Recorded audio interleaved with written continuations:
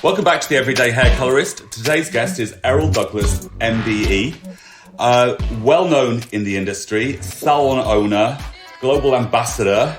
I mean, the list of things that you've done, Errol, is absolutely amazing. Welcome. Welcome, Jack. Thank you very much for having me.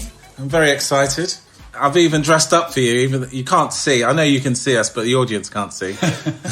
Well, you always look dapper to me, Errol. Thank you. So I really wanted to talk to you. I mean, you've got this amazing career, and it's obviously spanned a long time. But I wanted to talk about how it all started for you. How did you get into hair, and what was your early career like? Ooh, I first got into hairdressing because it was almost like a calling. For me, I wanted to be a priest, but they kicked me out. So I kind of went towards hairdressing. I was always drawn towards fashion, people, and the energy of all that was really good for me because I grew up, I'm one of five. All my brothers were academics, so they kind of, they deflected. There was no light on me, put it that way. So I was able to do what I wanted. My parents were great in the respect of backing what I wanted to do. I went to art college and art school, and but it was always hair. So hair I knew from way back, about 4 or 5, and I pursued everything. I was brought up in East London, Hackney, so you couldn't really say you wanted to be a hairdresser because you had been beaten to a pulp. So I kept that very quiet until I went to college. There are a number of men who have come on this and talked about the fact that they wanted and loved hair, but they were frightened. And it's a time period, I think, as well, because it's probably easier now. Yeah. But there was a lot of fear around pursuing your dream based on stereotypes. Yeah. Well, put it this way. I went to a grammar school, and it was all boys. And honestly, absolutely no way you could show your sexuality or you could show who you really were, because you wouldn't have been deemed as, they wouldn't not say trust you. And I think through life, you know what I'm saying, you have to keep either on the wrong side or the right side. And some people want an easy life. So for me, I just wanted an easy life. But it's quite interesting now, the people who I come across, and you know what hairdressing's like. If you're successful in hairdressing, you become, I won't say iconic, you become known. And it's quite interesting, all my school friends and all these people come out the woodwork. Oh, Errol, they all want to know you. But they didn't want to defend you then. So it is quite interesting. But at the same time, I don't think it was a stigma. It was just, if you wanted to survive and live, that was, you just didn't mention anything to do with especially hair or fashion, because if you speak to anybody in fashion or makeup around my age, they would probably say the same thing, which is really sad, and it doesn't happen today. No, I mean, that's the great thing about how times have evolved, I'm sure. Okay, so Errol, you found this passion. How did you go about sort of finding an apprenticeship? I mean, what did it look like in those days for you? I mean, how did you navigate that road from grammar school into the industry? Okay, so this is going to sound really calculated, but it wasn't at the time. My parents from a country called British Guyana. It was British then, and they came over here in the 40s. So my dad, because he was in the police force over there, his indoctrination was however you approach life, you always have to have a suit on, you always have to have a tie on, you'd always have to look your best, okay? And my whole pursuit through my hairdressing career, I didn't stalk certain people, but I had 2 options, either to go to 3 options actually. Either I had to go to Vidal Sassoon, John Frieda at the time, or Trevor Sorbie. Right. None of them wanted me. I went to interviews on all of the stores at the time, and because I'm tall, I'm 6'4", and at the time, and I'm not saying there was any discrimination there, but they said you're too tall, you would never make it. And I think they were quite intimidated of how I dressed, because I went to the interview in the suit. And my dad always told me to look people straight in the eye. So when I was talking to them, I was like, looking them in the eye. And it was just so ironic. And in the end, I got the biggest break of my life because I met Paul Edmonds, who worked for a guy called Roger Hart. And at that particular time, they worked in the South Bank of London, which was IPC and Coin Street. So imagine IPC, biggest magazine publishers in the world, meaning in England. And then right next to IPC was ITV. So, and Paul did everybody. Yes. He did all the fashion editors, he did all the TV people.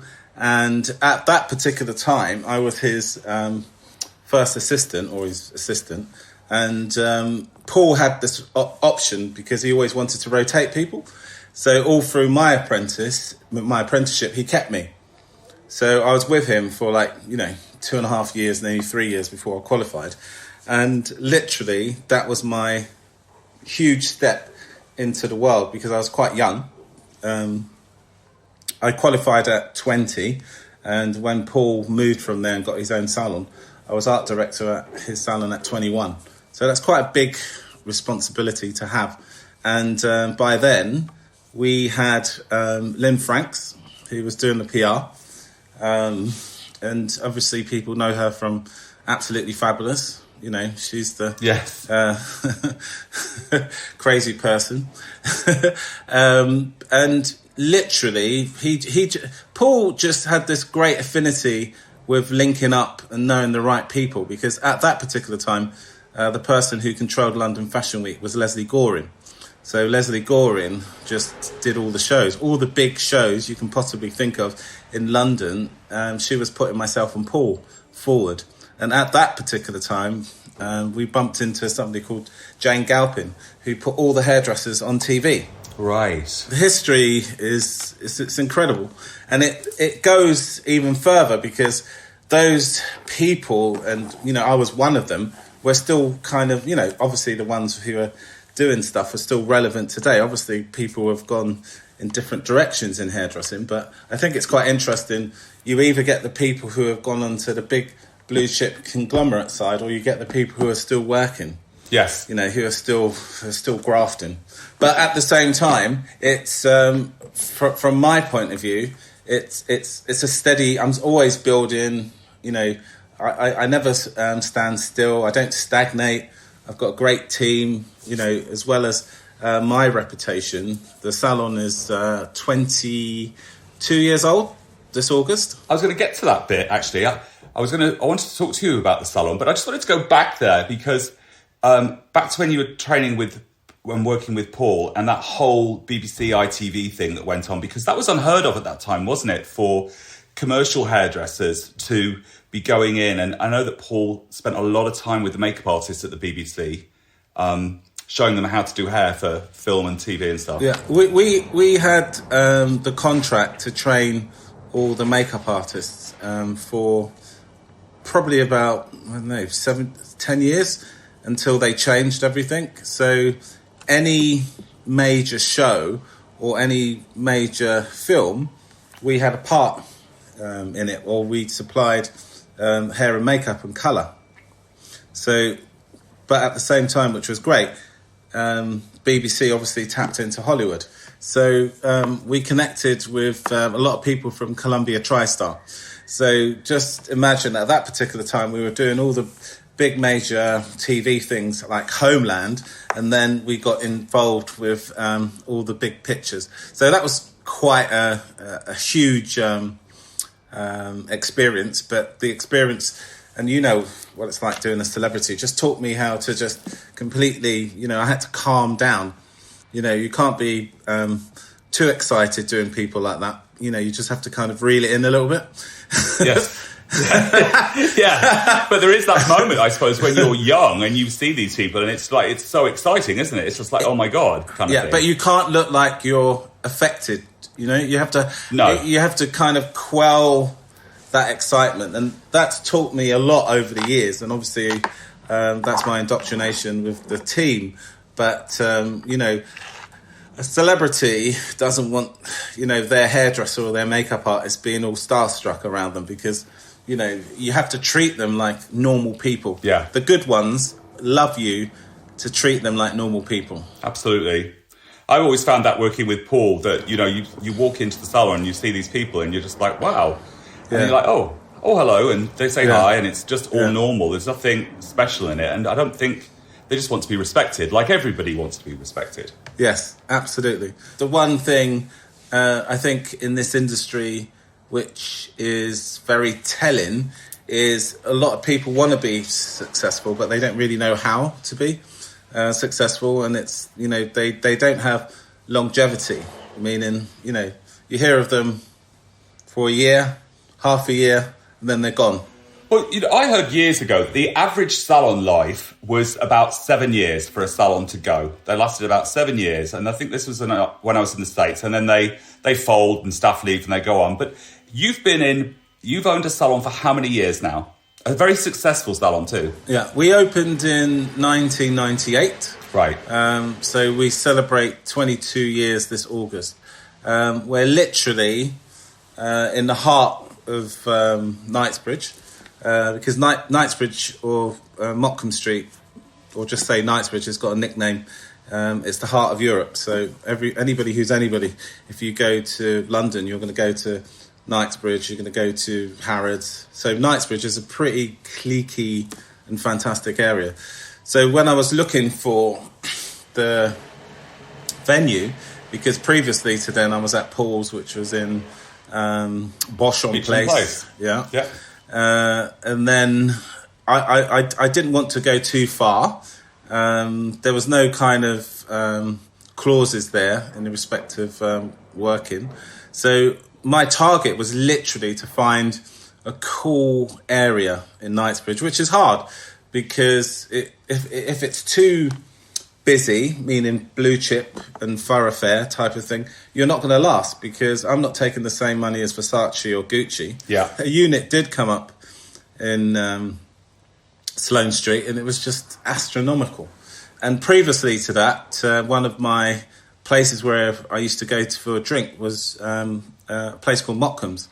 And on a Sunday, I was walking with my then wife, and our little child was in the pram, and I saw this shop, double-fronted shop, and I literally forgot at that particular time, Mottcombe Street was known for its art. So it had interior designers, it had antique shops, that's all it had. And I thought, wow, wouldn't that be great? So we called the number, went to see the unit, and what was so special about the unit, Jack, was it had a front entrance and a back entrance. So, and now, in this climate, how it is, it's perfect because now the street is pedestrianised and at the back we can have tables and chairs. So there's a whole life going on in Knightsbridge. Yes. But the most amazing thing with securing that shop was it was just so impossible, but we did it because we knew the agents. But in that particular area, if you haven't got, a covenant, or you don't know the landlords, or you don't know what's happening, they will shut the door right on your face. So I happen to do quite a lot of people from the Grosvenor family. I do a lot of people in the area, affluent people. So, all you had to do then is drop a few names. There was no key money because most of the leases now, then as well, you have to put up a lot of key money to get through the door. Yeah. Our rent at the time was not a lot. And I would say our rent then was about 40 and it's now 170.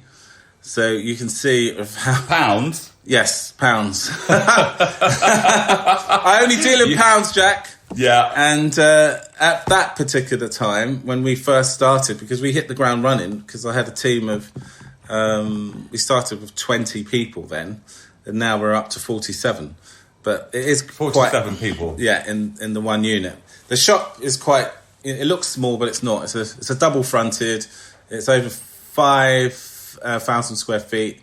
It's big.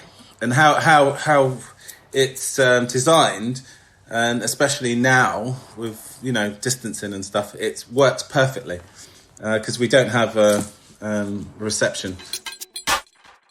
So a team of 47 people. Yeah. That's a big team, isn't it? So besides your inspiration, how do you keep your team inspired and motivated? How do you do that? That's a hard question, but kind of I'll break it down in order. Okay. The salon is definitely not about me. I've got an amazing business partner, Kim Clayton, and her background is accountancy and commercial businesses and property. She's got a property company.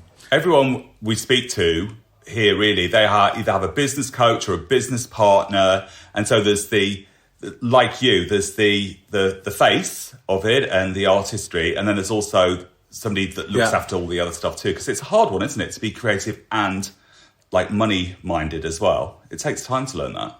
Absolutely, but the main factor of the business is, obviously, I know what's going on. I'm not running it day to day because Kim's running it day to day.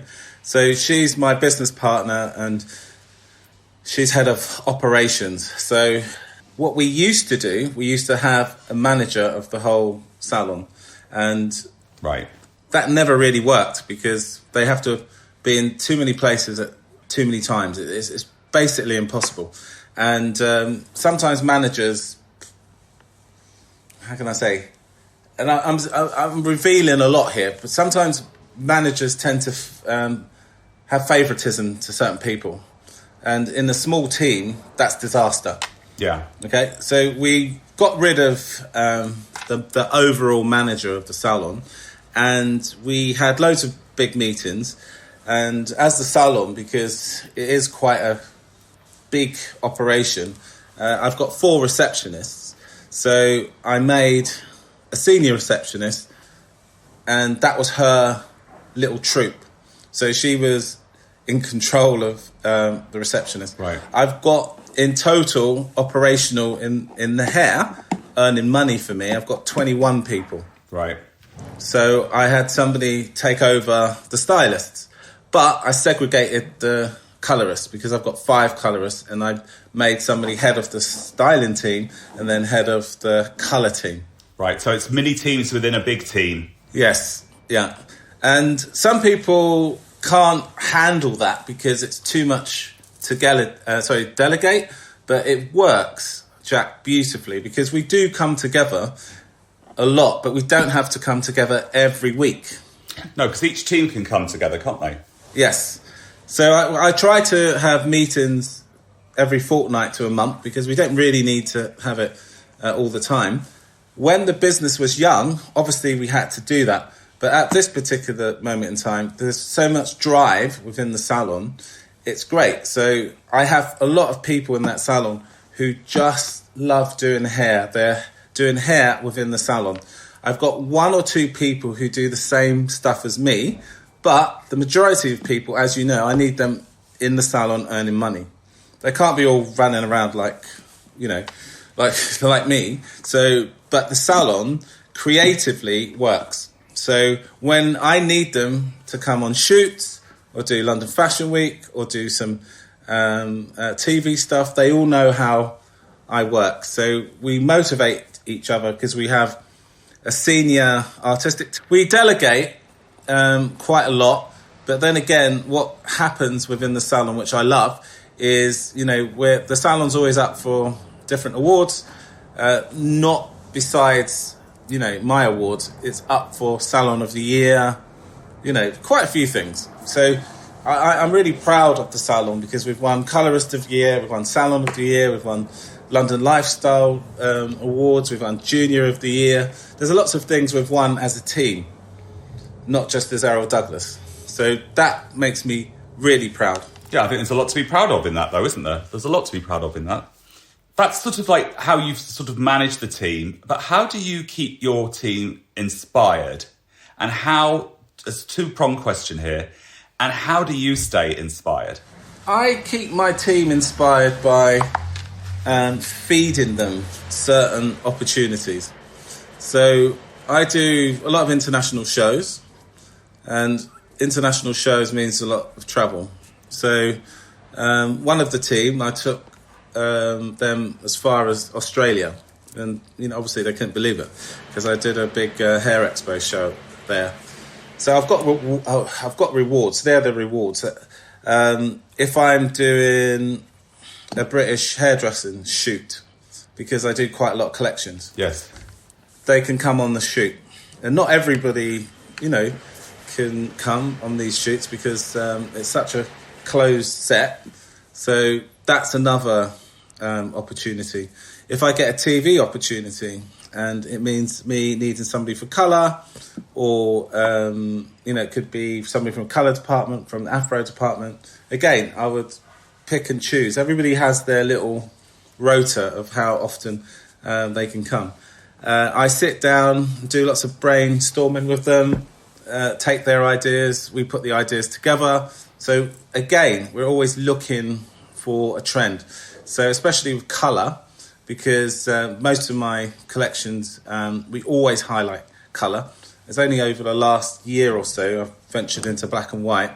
But Errol Douglas London, meaning our collections are really colourful, and it's all about colour. We promote colour. Our business, I would say we do at least nearly 90% of colour. We do a lot of colour, and we have an Afro department, so we do a lot of straighteners.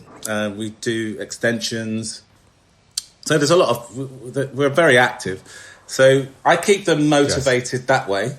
And also we have a trade press person. And we have a consumer person. So again, I do not want everything and the quotes coming out as what Errol said. So it could be Eve saying something from Afro. It could be Anna, who's head of our education and long hair. But now what we've done with her, we've put her in bridal.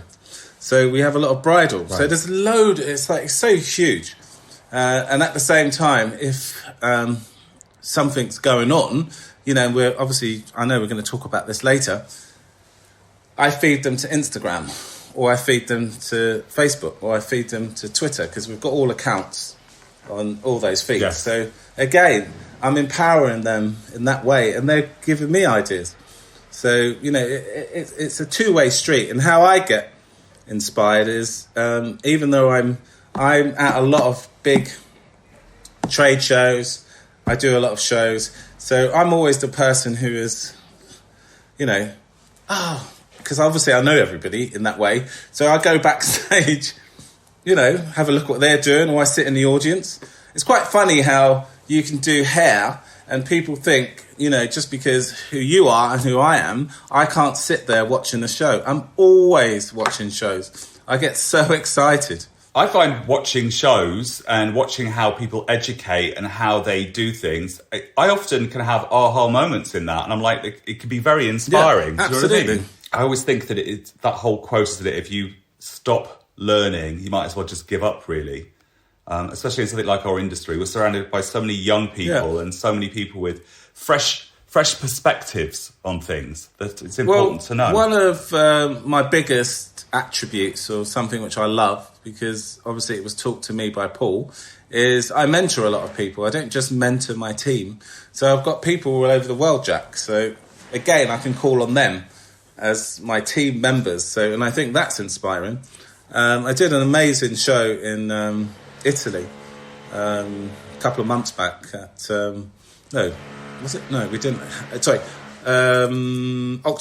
last October for Cosmopoth, and it was amazing. It was insane. Great opportunity, because we were right in the middle. Anthony Miscolo was on first, I was on second, Sam Riz. There was only 3 Brits and all the rest were international. And it was insane. Beautiful show, really good models. And I took then a young lady who won a competition in the fellowship called Step Up and Shine. Her name's Evangeline Barrett, and I took her. So she was my literally first assistant there, because we had about 20 models.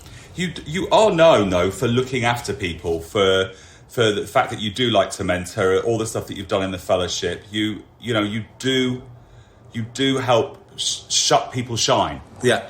Yeah. And it's a really nice quality. The thing with that, and I really do mean this, is, you know, and I think it's one of those great sayings, because that's why you always have to be careful with the people who, you know, you scream and shout at. And I'm talking about the runner in the studio, the intern. Those people become quite powerful people. Yes. So it is quite interesting how a lot of the time I look around and these guys are head of PPD for L'Oreal or head of this and head of that, and they go, "Oh, hi, Errol," and I'm like, wow.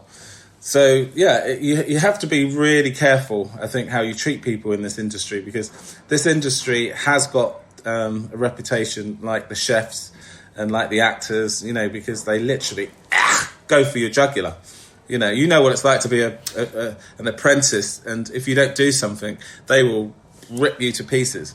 But now, because of, you know, it's not really etiquette, a lot of people have calmed down. But you know what it was like. If you did something wrong, they would throw the comb across the room just to make sure you go and get it. Oh, I've had rollers and perm rods thrown across the room and had to run and pick them up. Do you know what I mean? But there's that saying, though, isn't it? It's careful on the way up because people will remember you on the way down. And it's something like that, isn't it? But it's very true, isn't it? Because this industry, people can go from 0 to 100 really quickly. And like you say, that could last 6 months, a year, or a lifetime. But it's how you treat people on the way up, because everybody knows what you like. Absolutely. You know? But also what I think is quite interesting in this industry is, you know, people look for you for inspiration all the time. They look for me for inspiration all the time. And this is where working with the up-and-coming people and the people I mentor is crucial, because you need all those ideas to come together. You need that really amazing synergy. So, but then again, especially what I love talking to the new people coming into the industry, because some of them are, you know, they're fearless anyway, but it's amazing how somebody would say something and then you would go, my goodness, that's so true. You know, it's so true. Yeah. So young people, fresh eyes. Yeah. But I'm always experimenting. I love experimenting. I love experimenting with shows. I love experimenting with my collections. One of the collections out at the moment, we've had so much exposure with it. It was called Britannia, and it was sponsored by an extension company called Bellamy Pro. And literally in the hairdressing history, I was one of the first people to present women of colour for my entry. So they weren't black and they weren't white. They were multicultural. It was great to how people looked at it and thinking, God, is she, isn't she? And if you see the girls, it was honestly beautiful. But obviously it never bloody won. So congratulations on your nomination for British again this year. Thank you. British Hairdresser of the Year. Yeah. How many times has that been? To date, this is my 24th nomination consecutively. And I feel euphoric, I'm proud. But at the same time, it's very frustrating because you don't know what they want and you don't know what they're looking for. So, and sometimes you don't know who's judging. But again, I'm in the hands of the organisers. But at the same time, from a company point of view, it's incredible. Yes. From my team's point of view, it's incredible. But, I just want to win it, and I would never do it again. Because this is a lot of love. You know what hairdressing's like. It's like you can plan for an award, you can be an ambassador for somebody. It's such a great honour to be singled out. Yes. Okay. You're singled out in this country. I'm singled out. But this hairdressing is a very small community, but it's a massive in the regards of what it brings to the economy. But at the same time, we're singled out. We're in the top echelon of the industry. So for me to be there again it's incredible. But, I want to get out of it because it's just, it's not ruining my life. Don't get heavy about it. But at the same time, it's frustrating because the collections just get better and better and better. If I was going backwards, I would, but it's the only competition, and I'm going to leave that absolutely there, which you don't get any feedback. Right. So you don't know what you're doing, you don't know where you're going wrong, you don't know how you marked. And every competition now, because of the free world, and you know what it was like to work for L'Oreal and all these other people, we all have to be accountable, and we all have to give, if you're a judge, you have to at least write a comment on top of your mark. It's the only competition with no feedback. So you're going back in the wilderness. You don't know what's going on. I mean, the work's always beautiful, Errol, and 24 nominations consecutively is absolutely amazing. And let's fingers crossed for you on a win on that one this year. But you know what it's like? I think this is quite an interesting one, really, for people to enter competitions. People are quite fearful of it. And then it's like you always never know who the judge is or the judges are necessarily. So you don't know what their taste level is. And so it's a weird one, isn't it? You enter and you're really proud of the body of work that you've got. Yeah. And then it's judged by peers or people who are more, respected within the industry, but you don't know what their taste level is.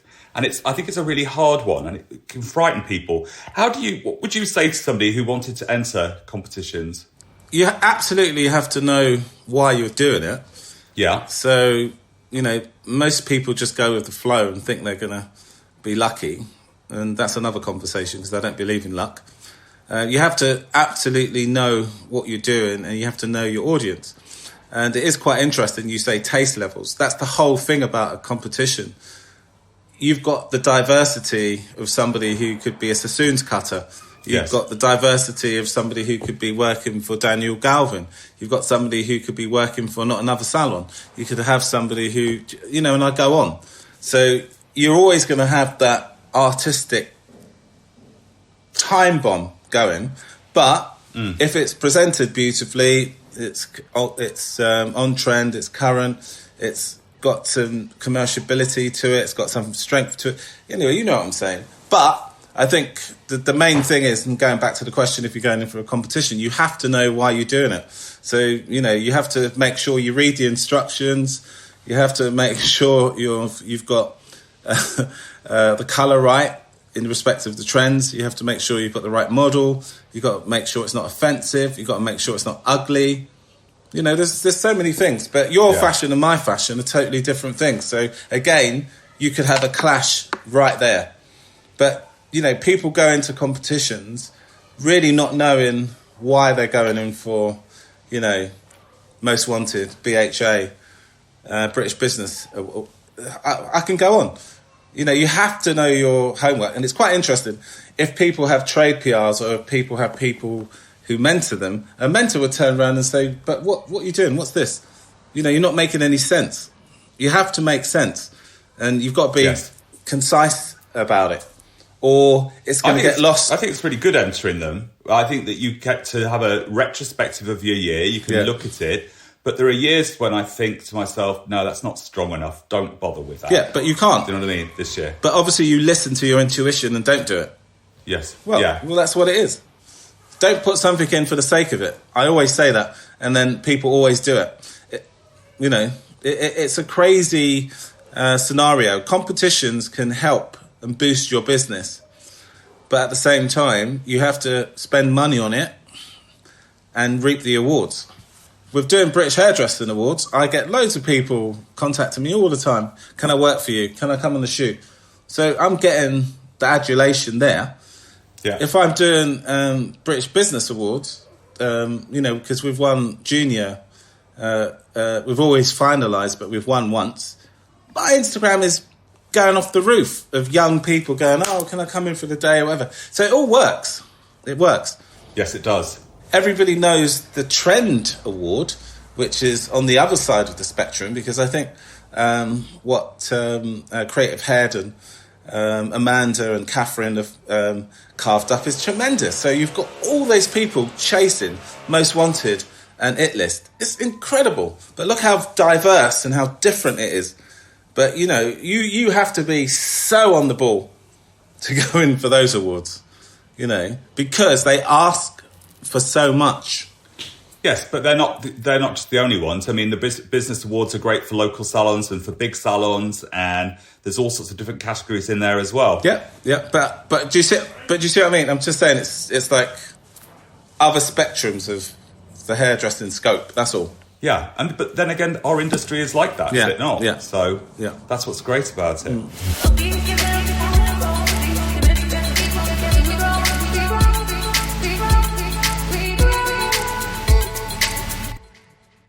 Let's talk about social media. So obviously when we started out, there was no such thing. No. It was word of mouth and a card and going begging someone if you could Can I ask you a question? Yes. How long have you been on social media? Professionally on Instagram from about 2012. Wow. So I think it started 2000... Did it start 2000? 10. Yeah, anyway, 2010. I've been on it ever since it started. And it is quite interesting how people really run and, you know, scupper around to get there. But it is quite interesting. I think you build up over time. You know, you just keep on moving because everybody can see if you're doing something different. And obviously, they always say it's the first couple of swipes up, down, or whatever. But you can see what people are doing. But I definitely notice now people love to go right down to the bottom to see what you've been doing. Right from the beginning. Yeah. Now your Instagram, you've got your business Instagram account, and then you've got your personal. Yeah, Errol Douglas 1. Yeah. Now Errol Douglas 1 is quite inspirational, isn't it? Really, it's kind, it's compassionate. It has. I don't want to say. I'm not political. No, you're not political at all. But it's very peace loving. Yeah. It's a very kind page, isn't it? Yes. Has that always been the way with your Instagram account, or was it just that you wanted to represent yourself in that? It's always been the way, and I always definitely wanted to represent myself. Again, this comes back from my childhood. I had great parents who always encouraged me. They never said you're effing useless, you're this, and they never smacked me around the head like so many people do in our current society. I was always encouraged. So that's definitely comes across in my kids, my 3 kids, and that comes across in my team, and that very much comes across as me as a person, you know, speaking to you or my audience through Errol Douglas 1. So, you know, right. It's about inspiration. It's about my shows. You don't see anything else personal on that because it's work for me. So, you know, you're not going to see me eating a kebab or, you know, doing anything derogatory. It's an up thing. You know, I don't curse on it. I don't do any of that. Right. There's no profanities. And I think people forget that is my brand and I'm upholding me as a person or as a human being. So people just forget because social media, unless you delete it, it's running around in the cosmos forever. Well, absolutely. And it's like, even if you delete it, people still see it. So yeah. You know, yeah. Stop deleting, Jack Howard. I went back to about 2 years ago. I went through and I just removed loads of stuff because there was more things about me, sort of the dog, the cat, a glass of whiskey and a glass of champagne than there was about hair on it. And I'm like, get yourself focused, Howard. Yeah. And so I did that. Yeah. Have you got TikTok? No, I don't believe in it. I just think it's too revealing. They're watching you as it is. No way. So you can delete that if you want. I don't buy into that. And I'm a conspiracist. So don't even talk to me about 5G. So we're going to have no TikTok dances from Errol, and we're not going to get quick download speeds from him either. Sorry, Jack. I can get one of the kids to do it for you, but not me. Ambassador roles have been really important in your career. Yeah. Who are you ambassador for at the moment? Tell me about that. Tell us about that. My current ambassador role is very unique and it's very exciting from my point of view, because I'm the trade ambassador for Dyson. Wow. Dyson Professional Hair. And Dyson is a very complex, innovative, scientists, boffins. It's unbelievable how intricate and secret. I have to sign this paper. I can't say I've been this part of the... They keep everything airtight. Right. So I've been doing work for them, as in freelance work, for, I don't know, the Supersonic hairdryer is 4 years old this year. I've been doing stuff for them beyond 4 years. And I think at that particular time, they were in bed with Akin Kanezi. So at that particular time as well, I was speaking to them. So to get this post in this country, or for the UK, is so significant, because Dyson's, on the same level as Porsche, Bentley, not your dog, Bentley cars, Rolls-Royce, Aston Martin. You don't go looking for those cars. You don't have to sell them. Somebody walks into a showroom, they're going to buy 6. Do you know what I mean? Dyson are like that. Nobody, they don't have to come to me. They don't have to go to anybody. So it is so exciting. So I'm working with people like Jen Atkins, who's our global international director. I'm working with Jane Wild, Franca Popolopoulos, Joey Scandisi, Renya. They've got an amazing troupe of hairdressers. Yes, and they do. Yeah, I'm over the moon, and I do some stuff for Bellamy Pro as well. I'm not their official ambassador, but I do a lot of work for them, because I do so many shows, and we do a lot of commercial hair work in the salon. But when I'm doing my professional shows, Jack, as you know, you need to dye hair, you need to have good extensions. So I'm very proud of the Dyson one, because we've got some amazing innovations coming out. The current one is the new Corral straightener, which is cordless and flexing plates. It's amazing technology, and everybody wants a Dyson. So we've got the whole thing, and you know this because when we go back to the salon, how Dyson works in respects of it's always coming up with new innovations. So the hairdryer now, the Supersonic hairdryer now, is perfect because it's concentrated heat. It's not going to be blowing all over the place, because everybody's talking about can we blow dry hair, and anybody who's anybody is using a Dyson. So people like technology. They like not a lot of noise. They like the whole fact, it's got a great filter. So, technology. We're very lucky. Very, very lucky. And I'm not putting any other company down, but, I could walk around your house. I'm sure I'll find a Dyson in there. Only a vacuum cleaner. Okay. You don't use a Dyson Supersonic hairdryer? No, I don't blow dry, do I?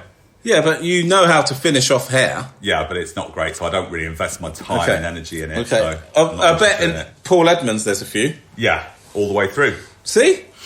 Yeah. So, it's a great honour. It's a huge honour to be it's fantastic. associated It's a fantastic role. Yeah. Fantastic role. Yeah. Congratulations on that. Thank you. All right, Errol, thank you so much for joining us today. Thank you for showing us your journey, which is absolutely amazing. And I've no doubt that there's much more to come. Oh, God, absolutely. Put it this way, you can't keep a dog down. You can't, not saying I'm a dog.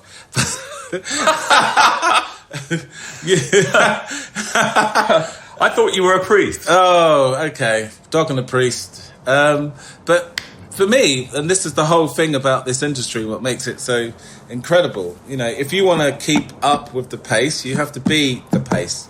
And that's how I see my life.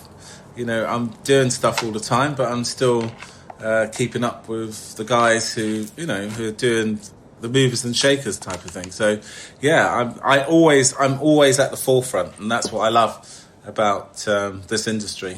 Yeah, and it's great I think what's really great about this industry for anyone is that how your career can grow, how different it can become, how amazing many facets there are to this industry. Yeah. And this is what this podcast has done, really. It's shown people who've worked in salons or working in salons and doing really well and doing really different things. It's really cool. Yeah. Thank you so much. Thank you very much.